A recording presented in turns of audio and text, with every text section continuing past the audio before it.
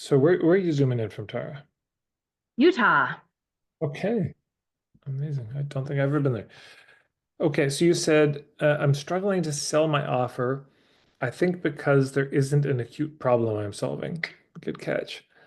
Uh, Chronic pain that women seem to lump into self-care, so they put it on the back burner for another day that never comes, right? So Island A, I help intuitive and highly sensitive women who are drowning in chaos and clutter. Island B, help them create a personal sanctuary in their home so they can reconnect with their own energy and breathe again. Island C, right? Then they are Able, antis sorry, able to stop. Yeah.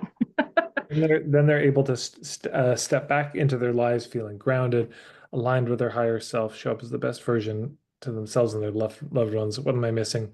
Well, I think yeah, you may have it that there's not a moment or a situation that it's tied to. There's a sense of right, they've got a cluttered home, but it's like, oh, down the road, I'm gonna handle this. So it is helpful to, although there's a whole field of personal organizers, people who make money doing that. Um, so there's a few suggestions I would toss out. So one is this is one of my favorite. Who did I get this from? Maybe Rebecca Tracy. Is you go to Amazon and you search clutter, or like you think, okay, I'm one of these women and I'm just feeling frustrated with it. I'm like, is there a book on this fucking thing? And you Google, or you go to Amazon, you start looking for books. So that's number one. So let's actually we'll just do this right now. Where do I go? Here we go. Okay. So escape Amazon. Okay, and we go clutter. Another thing I should point out is that I am an online coach for this. I don't go into their homes and do it for them. Right. Okay. So immediately we see a bunch of books. And so what you can start doing is you can look at what the write-up is. And there's often some very interesting copy, like publish, especially if this is not self-published. If it's gone through a publisher, they have really skilled copywriters who know how to articulate it. So you can just start looking through and like, how the hell did they say it? And is there anything that jumps out at me is like, oh, that's an interesting angle. The other thing I might look at, I might Google is unique niches in decluttering, what's it called, into organizing.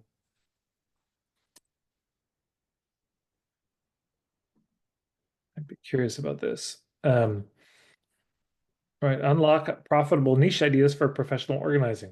Well, there you go. So there may be some tips on this. Like one I'm thinking is there's a woman, Megan Montero in Santa Cruz, she's connected um, healing from chronic disease with it, organizing, like your home, decluttering. Yeah. So her thing is if you have a chronic disease, actually the very first thing you need to do, number one, is you've got to make your home a sanctuary. You would think maybe it's exercise or yeah, moving your body or meditating or supplements, but actually it's your home. Because if your home, number one, is poisoning you, you got a lot of chemicals in your home. And also, if your home is constantly stressing you out and you can't relax at home, then this is causing heart. Like the very first thing to do is make your home a sanctuary, and everything builds on that. And the work of decluttering can also be very healing. And you see what I'm saying? So that's a particular niche, tying it to a more urgent thing. But it could Hmm. also be the moment of um, you in empty nesting, kids have left and it's now, or a divorce and you want to reboot after. So that's another way to think about it is like, what's a particular moment in a woman's life where she's feeling like, I want to reset. Okay. So then would I need to hone my niche even more? So if it's like you're find yourself yelling at your kids and you're not the parent you want to be, that I would go down like that parenting route? Like, do I need to niche more with it? You could, but here's the basic thing is I call this the inverse law of geography.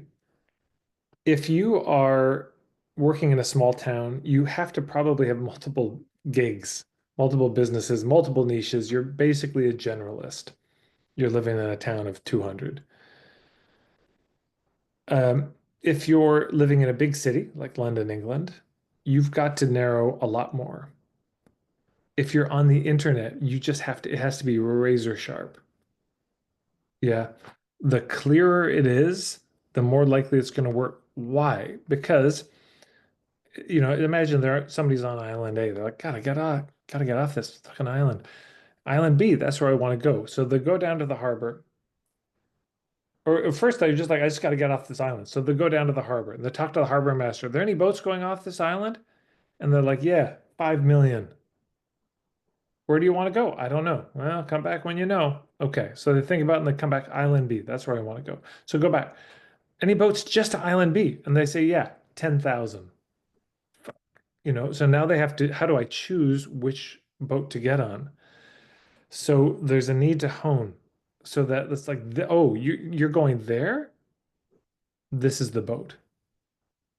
Or there's a few, but it's not an endless comparison. The narrower the niche, within reason. Yeah, you can get too narrow, but within reason on the internet, we want it to be really tight. So when I read this of there's also the highly intuitive, highly sensitive women, helpful. I don't know how helpful. Okay, but they're drowning in the chaos of clutter. Okay, so there's lots of women out there drowning, but I found myself not knowing the moment they're in, not knowing the situation they're in. Another exercise that I'd recommend to everybody, this is so helpful. I got this from Ingrid Lill around honing your niches. Can you draw a picture of it? Like sit down and draw the breaking point. I actually did that with AI, ChatGPT. And so the island A is like the mom in the kitchen with like toddlers around her whining and crying. Like it's just a mess and chaos in the kitchen. Um, and then island B was her without her kids in like a personal sanctuary where it's like decluttered and calm and clear. And then island C was she's back in the kitchen. It's decluttered. The kids are happily doing their own thing, and she's happily making dinner. Okay. So it's good. I mean, so you may hone to moms as well. So there's two things here. Okay, there's three. Oh man, this is the whole thing. There's, I'm gonna recommend checking out. There's a playlist. Let me see if I can just find this here on my YouTube, and it's this question of like, what happens when nobody's responding to your offers?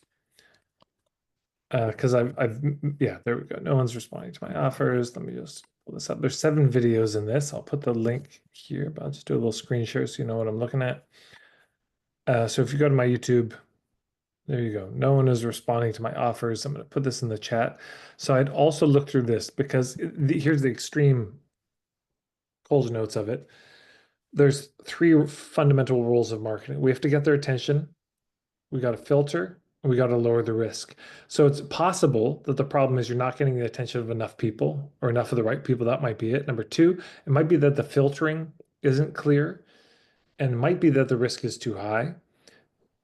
If you're like, no, I think I'm reaching enough of the right people within filtering, there's 3 levels. Is the relevance being established? Is the credibility established? Is the value being established? And then within value, there's another 8 thing. Anyways, in these videos, you'll see me go lead people through some of this. So I would do a bit of a diagnosis to figure out where is this getting stuck? Okay. Is it that the niche is narrow enough? As I read it, I think given that it's online, I think there's a lot more, you could get way more narrow on this. And so the ideal client, work might be helpful as well. But, if it was, for example, I work with, it's like, how a lot of women, they go through a divorce and they just want to reboot their whole life. Like I help them do that with their home. I help them turn their home into the living expression of this new life they want to have. We get rid of all the clutter and we create this amazing new space for them to step into. Like that to me, as an example, I'm like, oh, I get it right away. Um, so it's just worth thinking about. Is there a particular group or is there a particular moment in a woman's life? Is there a particular psychographic demographic of women I want to work with? These are things I think about. Okay. Could I use like three sub things like parenting, women going through divorce, that kind of thing, and like talk to them, or do I like talk to women in parenting and then be like, okay, you can solve it through creating a personal sanctuary? You could do three.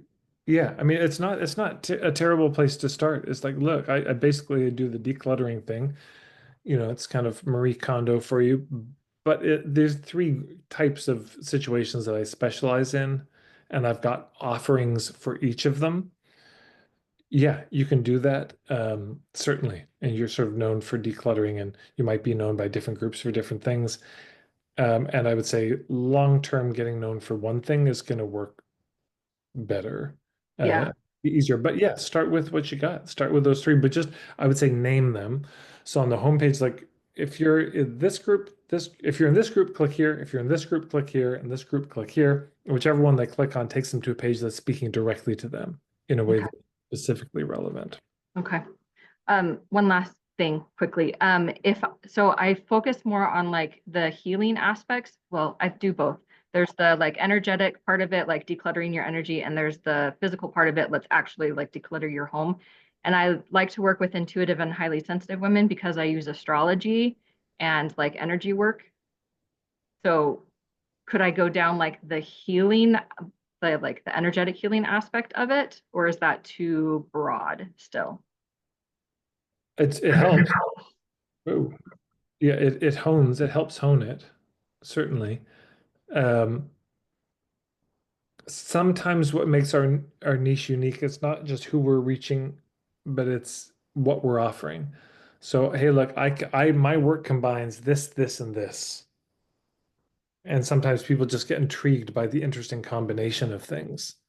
It's like, oh, decluttering plus astrology. Wow, interesting. And if you can make a case for how those overlap and why, very interesting. Yeah, Okay, cool. Thank you. good to see you.